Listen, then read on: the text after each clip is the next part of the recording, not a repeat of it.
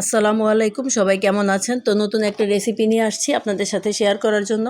তো এইখানে এই যে কলা ভর্তা করেছি, কাঁচা কলা ভর্তা। তো প্রথমে কলাটাকে 2 সাইড কেটে তারপরে মাঝখানে কেটে তো কলাটা পরিমাণ মতো পানি দিয়ে এই যে সিদ্ধ করে নিচ্ছি।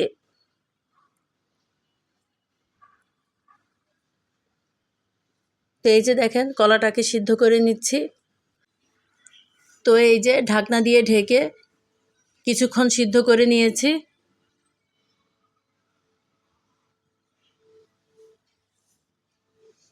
তো পানিটা শুকিয়ে নিয়েছি।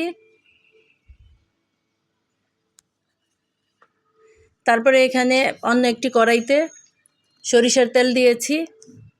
তো তেলটা গরম করে দিয়েছি পেঁয়াজ। এখানে একটা পেঁয়াজ এই যে 4 টুকরা করে দিয়েছি। তারপরে দিয়েছি কয়েকটা শুকনো মরিচ। তো পেঁয়াজ আর মরিচ একসাথে ভেজে নিচ্ছি। তো এই যে দেখেন পেঁয়াজ আর মরিচ ভাজা হয়েছে। তো চুলা থেকে উঠিয়ে ঠান্ডা করে নিব। তারপরে এখানে শিলপাটায় বাটার জন্য এই যে প্রথমে শুকনো মরিচটা দিচ্ছি। শুকনো মরিচ আর পেঁয়াজ লবণ দিয়ে বেটে নিব।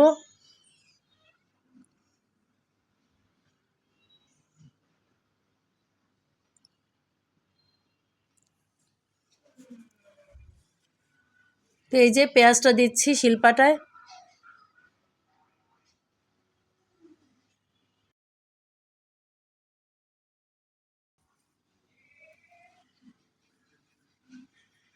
তো এই যে লবণ দিচ্ছি স্বাদ মতো। তো এই যে পেঁয়াজ মরিচ আর লবণ একসাথে বেটে নিচ্ছি।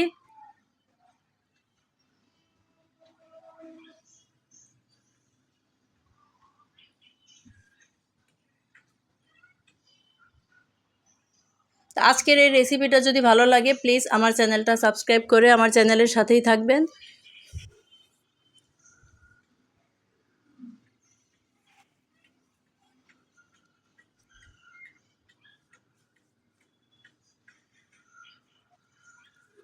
তো এই যে পেঁয়াজ মরিচ বাটা হয়েছে। তো এখন এই যে কলাটা সিদ্ধ করে রাখা কলাটা এখন খোসা ছাড়িয়ে নিব।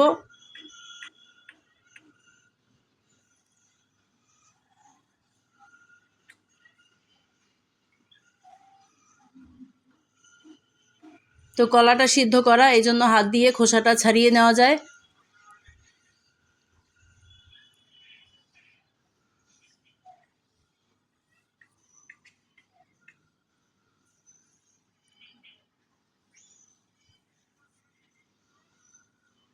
তো সবগুলো কলা এভাবেই খোসা ছাড়িয়ে নিব।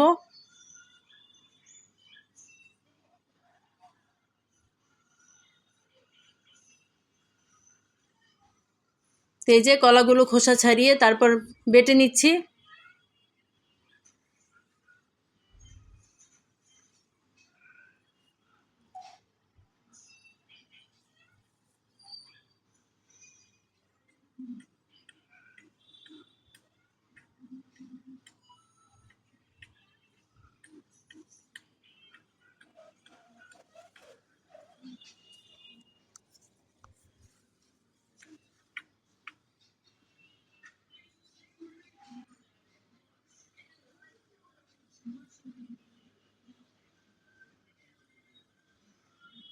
তো এই যে খুব মজার একটা কলা ভর্তা হয়েছে, কাঁচা কলা ভর্তা। তো এখন ধনেপাতা দিব, ধনেপাতাটাও বেটে নিব।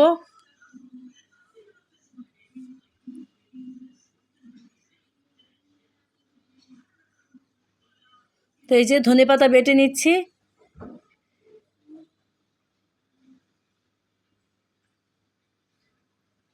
তো এখন সব একসাথে মেখে নিব।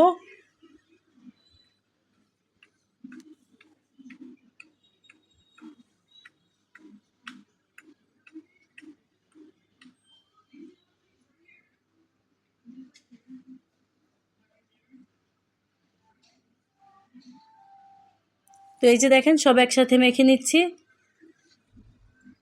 তারপরে যে কড়াইতে পেঁয়াজ ভেজেছিলাম তো সেই কড়াইতে সরিষার তেল ছিল সামান্য। তো ওই তেলের মধ্যে ভর্তাটাকে মেখে নিয়েছি।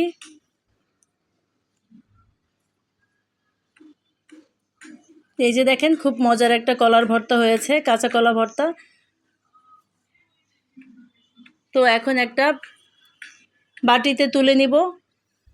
তো এই যে বাটিতে তুলে নিচ্ছি। তো আজকের ভিডিওটা এ পর্যন্তই। পরবর্তী ভিডিও দেখার আমন্ত্রণ জানিয়ে এখানেই শেষ করছি।